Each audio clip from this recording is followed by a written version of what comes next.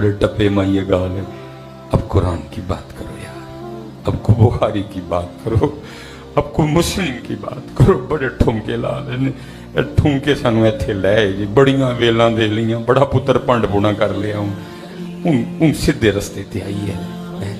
अब अपने इमाम को पढ़ो जी, अब आओ इल्म की तरफ, अपने मदरसे बात करो। और कसम मैं बस बात समेट रहा हूँ, ये जो सिर्फ तुम्हें मौलवी दिखाई देते हैं। मैं आगे बच्चों को कह रहा था, अल्लाह दी कसम मुफ्ती साहब अब हिसाब दे रहे थे मेरा, मैं बता नहीं सकता मेरे अंदर क्या हो रहा था। इतने खराब दिन है, हमें हिसाब देने पड़ेंगे। मौलवी आए तां साहब, मौलवी जाए तां साहब, मौलवी चंगे कपड़े पाए तां साहब, मौलवी चंगी गड्डी रख ले तां साहब, और सारे हिसाब हमसे लेने हैं। और इतने हिसाब तुमने हुक्मरानों से ले होते तो पाकिस्तान आज कनाडा से ऊपर खड़ा होता। जितना ध्यान तुम मौलवियों का रखते हो ना, इतना तुमने अपने हुक्मरानों का रखा होता तो आज कनाडा हमसे कर्जा मांगने आता। कसम उठा के कह रहा हूं, जितना हिसाबो किताब तुम मौलवियों का करते हो ना, इतना तुमने अपने सियासतदानों का किया होता तो अमेरिका हमसे कर्जा मांगने आता। मैं नहीं कह रहा, एक दौर था जब पाकिस्तान ने जर्मनी को कर्जा दिया, एक दौर था जब पाकिस्तान ने चाइना को कर्जा दिया। आज देखो पाकिस्तान कहां खड़ा है। मेरे मुफ्ती साहब एक दोस्त हैं, उन्होंने माशाल्लाह PhD मुकम्मल कर ली। मैनू पीरा ने आख्या मैं हूं जड़ा काम करने है घर छड़ दे, उन्हें मुकम्मल कर ली। मेरे एक दिन मेरे पास आ गए, कहने लगे हज़रत साहब मैं यूनिवर्सिटी पढ़ाने जाना वा, सारे प्रोफैसर टाइयां लाइयां तो गड्डियां ते आंदे ने, वो मेरे को 70 है। वो मैं जो जाना वा ना तो रस्ता भी है सारी दाढ़ी मिट्टी हुई होंगी, तो फिर उतरता भी 70। तो बच्चों ने मेरी बात का क्या असर लेना, तो को शफकत करो, बड़े ताड़े मोहब्बत वाले ने, मैंने को गड्डी लै दो। मैंने कहा अच्छा हज़रत साहब जरा को सिर्फ इतना बता दें कि आप भी कुछ हिस्सा डालेंगे अपना, ताकि फिर मुझे पता हो ना मैंने क्या करना है। उन्होंने कहा हज़रत 3 लाख मैं दूंगा, बाकी आपने करना है। मैं ठीक हो गया। मैंने एक दो दोस्तों को कहा, पैसे इकट्ठे हो गए, हमने 7 लाख में हज़रत को मेहरान दी कि हज़रत तुसी यूनिवर्सिटी मेहरान ते जाएगा। और भी कुछ दिन गुजरे, फिर मेरे को रोंदे रोंदे आ गए। हुण की होया, कहने दर जी गड्डी ले ली, कमेटी वाले ने मेरी तनख्वाही अद्धी कर छड़ी, कहने मौलवी साहब तुहाडे किते पैसे बड़े ने।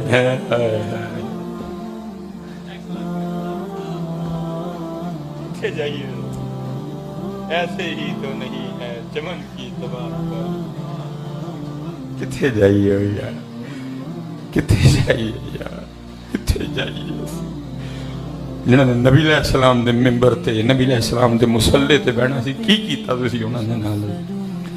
ये जो तुम्हें सिर्फ मौलवी नजर आ रहे हैं, सिर्फ तुम्हें मौलवी नजर आ रहे हैं। हजरत अल्लामा सादुद्दीन तफ्ताज़ानी अलैहि रहमत, आप अपने वक्त में चीफ जस्टिस थे। रोज बादशाह के साथ ना आपका तख्त लगाया जाता था, रोजाना आप उस पर जलवागर होते ताकि लोगों को पता चले कि उलमा की शान क्या होती है। हजरत हस्बे मामूल बैठे थे, जलजला आ गया और बादशाह के महल के किंगरे गिरना शुरू हो गए। अब भाई जान बचाना फर्ज है। अब जितनी कबीना बैठी है ना, जितने चमचे कड़छे बैठे हुए हैं, उठ कोई नहीं रहा। क्यों? क्योंकि बादशाह ही नहीं उठा, अदब के खिलाफ है। लेकिन हजरत ने कुरान और हदीस पे अमल किया और आप उठ के चल दिए। अब बादशाह को बड़ा गुस्सा लगा, उसने कहा ओए मैं उठा कोई नहीं, मौलवी उठ के टुर पे। वो पीछे से आपको पुकार के कहता है ओए मौलवी, क्या तेरी जिंदगी बादशाह की जिंदगी से ज्यादा कीमती है? खड़े हो गए, शेर पुत्र था। आपने मुंह बादशाह की जानिब किया और बादशाह को मुखातिब करके फरमाया, आपने फरमाया हाँ बादशाह, मेरी जिंदगी तेरी जिंदगी से ज्यादा कीमती है, क्योंकि अगर तू नहीं उठता और को पत्थर आके तुझे लगता है और तू मर जाता है तो सुन, अगले दिन तेरी सीट पे किसी और गधे को बिठा दिया जाएगा। लेकिन अगर सादुद्दीन नहीं उठता और कोई पत्थर आके सादुद्दीन को लगता है और कोई पत्थर लगने की वजह से सादुद्दीन का इंतकाल होता है तो सुन, फिर नया सादुद्दीन बनते बनते 50 साल लग जाएंगे। ये पुत्र, ये साल लगे हैं, ये जमाने लगे हैं। शाकुल हदीस साहब बैठे हैं, हजरत साहब बैठे हैं, हजरत साहब बैठे हैं, हजरत साहब बैठे हैं, जमाने लगे हैं हजरत। ये सिर्फ मौलवी साहब ना देखो, ये कई जमाने बैठे हैं, फिर ये एक आलिम तैयार हुआ है हजरत जी।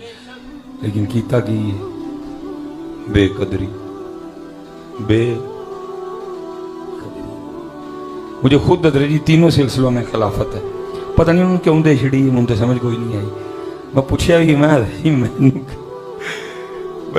بابے دی موجیں ہی ہوندیاں نے انہوں سلسلہ حدیث قادریہ شریف میں بھی، چشتیہ میں بھی، نقشبندیہ میں بھی، بلکہ بعض خاندان ایسے ہیں کہ 2 3 جگہ سے بھی اجازت ہے، پتہ نہیں جی بابے نے لبا ہے تو میں تو سب درد مارے نا میں پاگ ہی نہیں بنتا ہے۔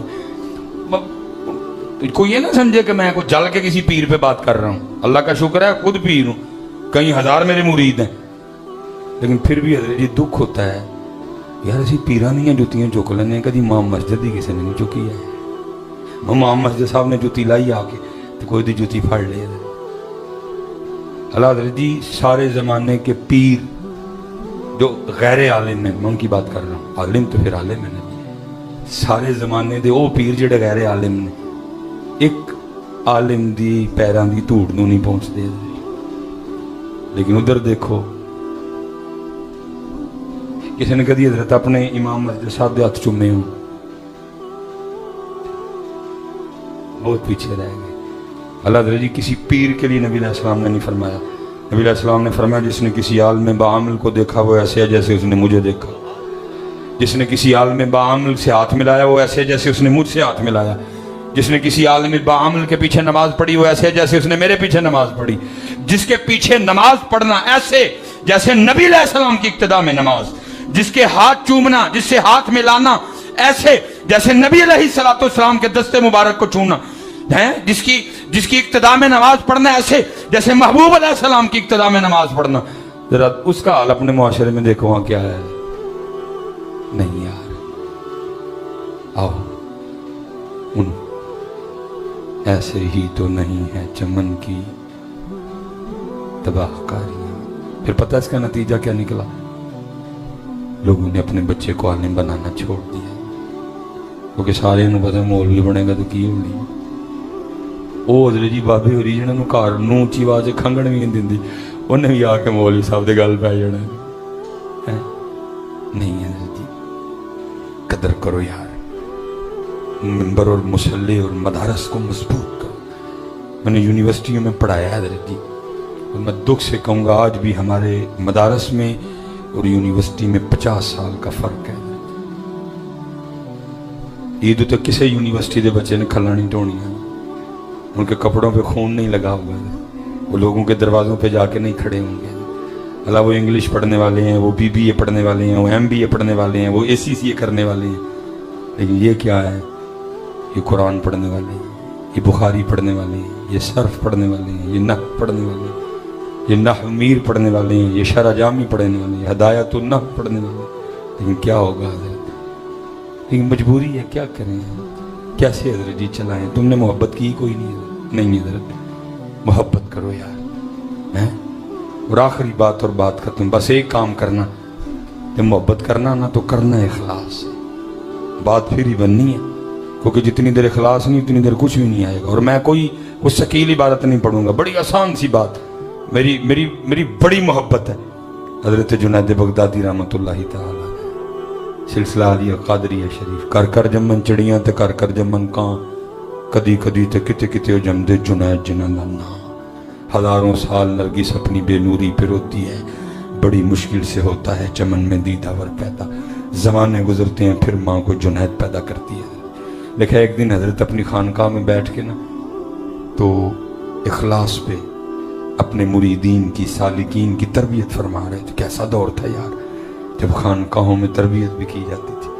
ان ایک عرص رہ گیا انگریزی تاریخ دا، ایک عرص رہ گیا اسلامی تاریخ دا، اللہ اللہ تے خیر زمان، باقی دنیا کچھ بھی نہیں۔ نہ وہ مثنوی پڑھانے والے رہے، نہ وہ وارف المعارف پڑھانے والے رہے، نہ حضرت جی رسالہ کشہریہ پڑھانے والے رہے، نہ مکتوبات امام ربانی پڑھانے والے رہے۔ رہ گئی کرامتیں، اور کرامتیں بھی کیا، میرے پیرا کل کھوتا آیا انہوں نے انہوں پر لاہڑے تو انہوں نے کل اڑ دیا حضرت جی آیا ہی کرامتہ نہیں ہوئی، کیڑی کرامت ہے؟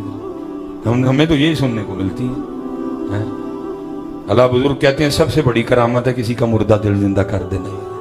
اللہ بزرگ کہتے ہیں سب سے بڑی کرامت ہے بے نمازی کو نمازی کر دینا۔ سب سے بڑی کرامت ہے جو شریعت کا راستہ چھوڑ چکا ہے اس کو شریعت کے راستے پہ لے آنا۔ یہ تو شوق دے ہیں سارے ادھر، شوق دے میں کرامت میں فرق ہوتا ہے ادھر۔ خوبصورت ترین دور حضرت اخلاص پہ گفتگو فرما رہے تھے۔ جب گفتگو ختم ہو گئی نا، ایک مرید اٹھ کھڑا ہوا اور عرض کرتا ہے حضرت آج آپ نے اخلاص پہ ہماری تربیت فرمائی، میرا سوال اپنے شیخ سے یہ ہے کہ آپ نے اخلاص کہاں سے سیکھا تھا؟